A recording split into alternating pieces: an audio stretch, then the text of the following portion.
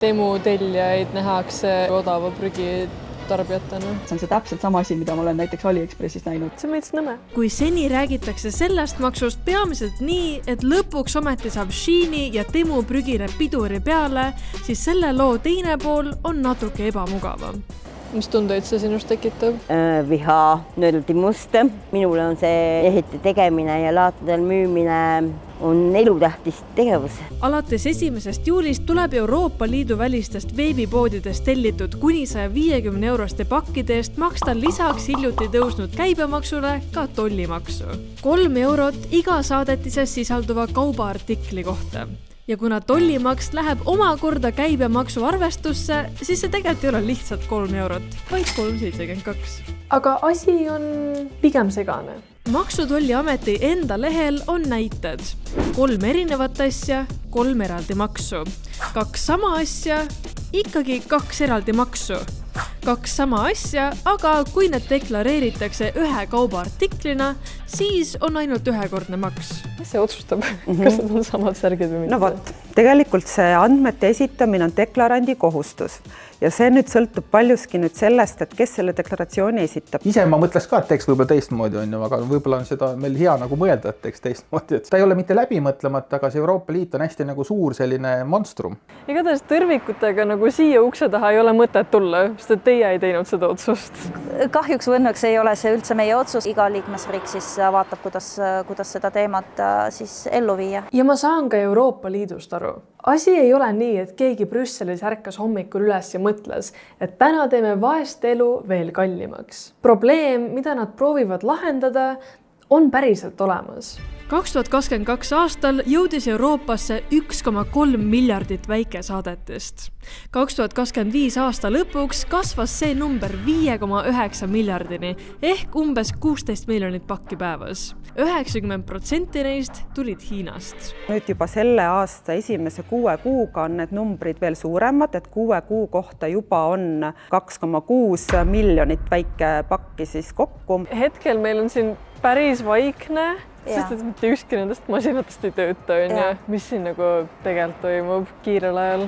Kiirel ajal on siin hästi palju pakke ja tegelikult isegi selle ühe tööpäeva jooksul on see töö käimas niimoodi lainetega, et korra nad toovad asju sisse, korra sorteeritakse, toll võtab mingisugust oma huviobjektid sealt välja, mis on eelnevalt välja valitud ja siis kogu see mass liigub kohe edasi. Ma arvan mina ka, et järgmine kord, kui ma midagi tellin, siis ma kindlasti mõtlen järele, et kas seda pudinat on vaja, kui 3 eurot läheb veel juurde. Et selles mõttes see kindlasti aitab seda hüpertarbimist, mida paljud teevad tänapäeval.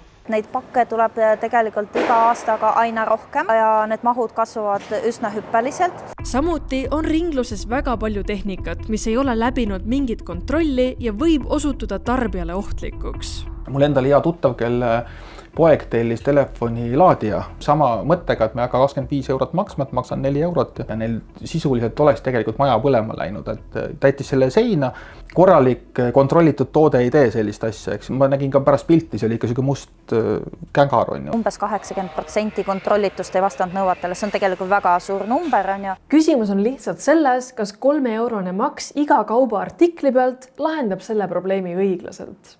Naljakas ütlemine, et aga lihtsalt osta Eestist. See muudatus teeb Temu kallimaks, aga see tee Eestit odavamaks. Ei tee muidugi. Ta teeb natukene õiglasemaks. Selles mõttes ta teeb õiglasemaks. Mis sellest õiglusest on inimesel, kes on rast vaene? Jah. Euroopa Liit põhjendab seda maksu ka sellega, et praegune süsteem on ebaaus meie enda poodide suhtes. Maks aitab muuta konkurentsi Euroopa ja ka Eesti kaupmeeste jaoks õiglasemaks. Aga kui lugeda inimeste reaktsioone, siis keegi ei ütle, et nad hakkavad nüüd Eestist ostma. Nad ütlevad, et isegi koos uue maksuga on Temu ikkagi odavam. Las tuleb juurde, tellin ikka edasi. Kokkuvõttes odavam kui Eestist osta. Kas see tekitab sinust tahtmise Eestist osta? Ei, kindlasti mitte. Oma sissetulekute juures kohe kindlasti mitte. Tegelikult ega tellimuste arv ei vähene ja see tähendab tegelikult seda, et suurtellijad, nemad ei kaota ju mitte midagi. Et nemad saavad lihtsalt nüüd rahulikult hindu tõsta ja tegelikult mitte midagi, tellimused ei vähene. Seoses sellega, et need 1 või 2 kaubaartiklit on ja kui see rakendub kaubagrupile, mitte toodetele, siis need dropshipperid, need, kes müüvad siin edasi seda Hiina kräppi, nad saavad sama rahulikult tellida oma 150 paari sukapükse ja maksta 3 euro selle eest või? Põhimõtteliselt küll jah, aga saadetise väärtus ei tohi olla üle 150 euro, eks ju. Oletame, et on natukene alla. Aga see ikka jõuab Eestisse. Et see, jah.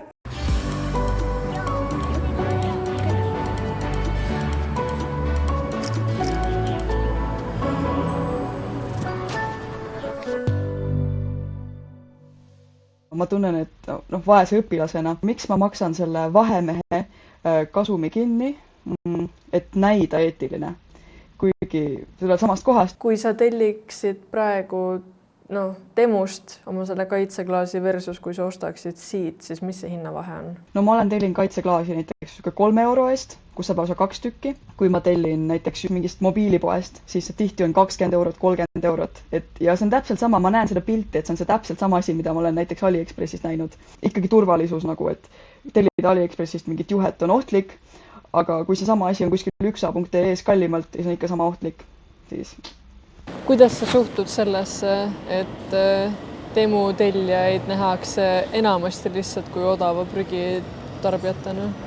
Lollus, puhas lollus. Neid naljapärast tellijaid ma näiteks oma tutvusrinkonnas ei teagi, et oleks. Kõik tellivad ainult sellepärast, et milleks maksta rohkem, et kui asi on tegelikult see sama. Mul tellib ettevõte, tellib Hiinast seda kaupa, mina lähen poodi ja ostan sealt, tema paneb selle raha tasku versus see, et ma tellin ise Hiinast. Sealt see tuleb ikka ju. Et see ongi nagu tegelikult natuke võib-olla selline üleüldisema kaubandus- ja majanduspoliitika küsimus, et kui ettevõte on siia juba selle kauba importinud, ta on maksnud tegelikult tollimaksu importimise hetkel ära, siis tal tegelikult sisuliselt ongi ju natukene nagu õigus müüa ju see kallimalt, eks ju, sest ta arvestab sisse kõik need kulud, mis tema on sellele kauba importimise peale teinud. Kuigi me oleme siin palju rääkinud Temust ja Sheinist, siis muudatus ei puuduta ainult neid platvorme. Pihta saavad ka täiesti tavalised ostud, mis ei ole mitte kuidagi kiirmoe rämps. Kui ma tellin Inglismaalt või mingi bränd, mis on Ameerikas ja mina saan ka pihta sellega vastu näppe. Võib-olla on kvaliteetne kamps, on ise tehtud kõik. Seda küll, aga paraku on need tollikontrollid, mis meie oleme läbi viinud, on näidanud, et pigem on see nõuete rikkumist nende Aasiast pärit kaupade puhul, et see Ameerika ja Suurbritannia ja Norra, kes on ka siis Euroopa Liidu mõttes kolmandad riigid, et nende puhul seda nõuete rikkumist nii palju ei ole, et kui pigem just see Hiina see odav kaup. Ma olen täiesti nõus, lihtsalt mul tunne, et liiga erinevad inimesed pannakse praegu ühte potti. Ma ei telli Hiinast, ma ei telli Temust, mitte midagi. Ma tahan Inglismaalt tellida, korralikku kampsunit. Nõme jah, kusjuures minul oli paar päeva tagasi ühte spetsiifilist asja otsisin, leidsin lõpus Inglismaalt e-poest, olin väga õnnelik ja siis enne kui hakkasin tellimist, pagan, et sealt tulevad mõnusad maksud otsa, eks ju, et ta on nii. Ja tagastusega läheb see veel eriti veidraks. Me räägime sellest teadlikust tarbimisest, siis inimesed tellisid, proovisid, ei lähe selga, saadavad vähemalt tagasi. Ma siis kardan seda, et kui see, et mingi raha jääb kuhugi kinni, see on juba maksnud, seda tagasi ei saa, siis inimesed võib-olla ei viitsi nii väga sellega tegeleda ja see jõuab ikka prügikasti. Võib olla ka niimoodi, aga ütleme nii, et tollimaksu ju kogutakse et see on nagu Euroopa Liidu üks osa Euroopa Liidu oma vahenditest, et selles mõttes, et see tollimaks ei kao kuhugi ära, et samamoodi saab ju Eesti toetusi Euroopa Liidult erinevalt projektide toetuseks, näiteks kui noortele suunatud on erinevad need õpilasvahetused Erasmuse raames, näiteks mingid üliõpilasvahetused, seda kõike finantseeritakse Euroopa Liidu eelarvest.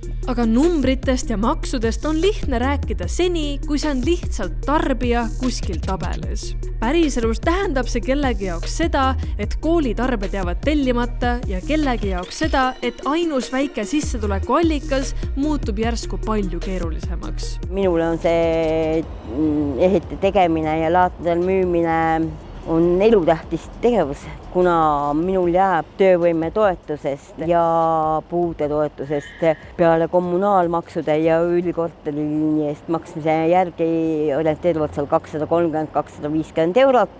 Selle eest ei ole ju võimalik osta kõike nagu, et ravimeid maksta seal telefoni, internetti, süüa osta. No see on ju selge, et sellega ei ela ära. täiesti okei, arusaadav, et ma tegelikult näiteks ka mina isiklikult üldse ei heida seda ette, kui keegi ütleb, et ma tellin kuskilt näiteks mujalt. Majanduses ei ole kõige parem seis ja inimeste ostujõud on väga palju langenud, et mõnel inimesel ongi ainukene variant Temust näiteks osta. Selleks, et aru saada, kuidas see päriselt välja näeb, tegime ise ühe näidisostukorvi läbi. Panime selle kokku asjadest, mida inimesed päriselt Temust tellivad. Mida võiks vaja minna? Vihikud, toredad, joonistustarvikud, pastakad, harilikud, seljakott. Niisama ostukorv oleks 46 eurot ja imporditasud oleks 22-32 sellest. No kui pool summast läheb ostule juurde, siis paneme ikka mõtlema küll. Nii et sinu jaoks on suur vahe, kas ostukorv on 30 euro või 70 euro? No minu jaoks on see ikka tohutu vahe. Võib-olla saame jällegi natukene makse tõsta, aga meil kama kaks, kuidas inimesed hakkama saavad. Ja muidugi sinna tuleks juurde selliseid sõnu, mis ei kannata. Ma vaatasin, mul oli 11 asja, mida oleks tahtnud tellida. Tollimaks 38,61. Ostukorvi enda väärtus oli 31,19. Seega loobusin, ei tasu tellida. Seesama inimene, keda sa ka paar korda maininud, kellel toimetulekuga väga keeruline, eks ju, et tal peabki võib-olla ostma need jalanõud, mis maksavad 10 eurot ja ilmselt temal ei olegi seda, et ta ostab igavusest, on ju, et midagi pole teha, et ostab mingit jama kokku, vaatame, mis see on. Et tema nagunii tegelikult selles mõttes ei olegi see probleemi allikas, on ju, et. Aga tema kannatab. Tema kannatab, jah. Ma ei arva, et vastused nendele küsimustele on lihtsad. Kui jõukam inimene peab nüüd Temu asemel ostma mujalt, siis ta ostabki mujalt. Aga kui inimesel ei olnudki mujalt ostmise jaoks raha, siis see ei ole teadliku tarbimise õppetund. Mis siis riik tegema peaks? Vaatama kõigepealt ikkagi seda, mis tingimustes nende oma inimesed elavad.